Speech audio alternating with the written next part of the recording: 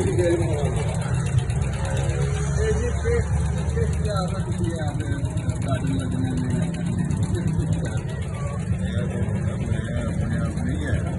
ਕਿਹਨੇ ਗੱਲ ਹੈ? ਨਹੀਂ ਅੰਕਲ ਤੁਸੀਂ ਤੇ ਕਹਿ ਰਹੇ ਹੋ ਕਿ ਮੈਂ ਵਾਈਸ ਚੇਅਰਮੈਨ ਆ। ਹਾਂਜੀ ਮੈਨੂੰ ਮਤਲਬ ਕਿ ਮਾਲਕ ਨਹੀਂ ਬੈਠੇ ਜਦ ਕੌਮ ਹੈ ਤੇ ਮਸਜਿਦ ਦੀ ਲੋੜ ਹੈ, ਸਕੂਲ ਦੀ ਲੋੜ ਹੈ, ਹਸਪੀਟਲ ਦੀ ਲੋੜ ਹੈ।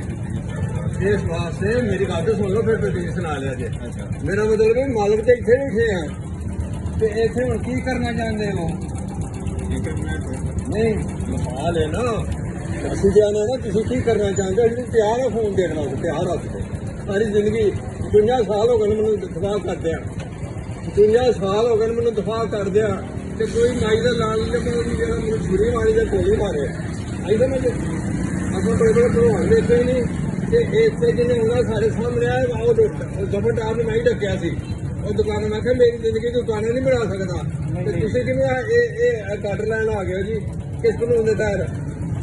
ਕਾਗਜ਼ ਵੀ ਨਹੀਂ ਕੋਈ ਬਹਾਰ ਹੈ ਨਾ, ਗਏ ਨੇ ਕੋਈ ਲੈਟਰ ਸ਼ੈਟਰ ਵੀ ਨਹੀਂ ਆਇਆ।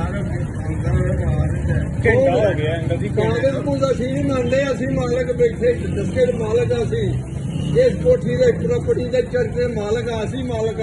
ਉਹ ਲੋਕ ਕੁਰਬਾਨੀ ਕਰਕੇ ਟੁਰ ਗਏ, ਸਾਡੇ ਤੇ ਅਸੀਂ ਮਾਲਕ ਆ। ਜੇ ਮੁਕਾਮੀ ਲੋਕ ਆ ਕਰਦੇ ਆਰਡਰ ਰਸ਼ੀਦ ਮਸੀਹ ਗਿੱਲ ਮੇਰੇ ਨਾਲ ਨਹੀਂ ਇਹ ਮੈਂ ਹੀ ਰੱਖਿਆ ਸੀ, ਉਹ ਵੇਚ ਛੜਿਆ ਸੀ। ਇਹਨਾਂ ਦੀ ਵਜ੍ਹਾ ਤੋਂ ਹੀ ਹੋਇਆ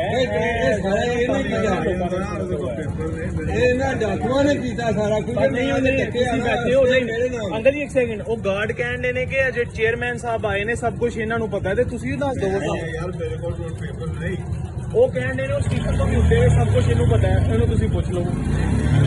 ਨਹੀਂ ਤੁਹਾਨੂੰ ਉਹਨੇ ਦੱਸਿਆ ਤੇ ਹੈ ਨਾ ਸਟੀਫਨ ਨੇ ਕਿ ਤੁਸੀਂ ਸਾਨੂੰ ਜ਼ੁਬਾਨੀ ਨਹੀਂ ਦੱਸ ਦਿਓ ਕਿ ਕਿੱਥੋਂ ਦੱਸ ਦਿਓ ਨਾ ਕਿਹੜਾ ਆਰਡਰ ਹੈ? ਅਦਾਲਤ ਚ ਆਰਡਰ ਚ ਕੀ ਲਿਖਿਆ ਹੈ ਦੱਸ ਸਕਦੇ ਹੋ ਕਿ ਨਹੀਂ? ਤੁਹਾਨੂੰ ਪਤਾ ਹੈ ਆਰਡਰ ਆ ਗਿਆ ਤੇ ਪੜਿਆ ਹੀ ਨਹੀਂ ਸਾਹਿਬ। ਆਰਡਰ ਦਾ ਕੋਈ ਨਹੀਂ ਆਰਡਰ ਪੜਿਆ ਹੀ ਨਹੀਂ, ਆਰਡਰ ਆ ਗਿਆ ਆਰਡਰ ਪੜਿਆ ਹੀ ਨਹੀਂ। ਵਾਹ ਜੀ ਯਾਰ ਕਿੱਥੇ ਨਹੀਂ ਬੰਦੇ ਲਿਆਵੜਾ ਉਹ ਅੰਦਰ ਲੈ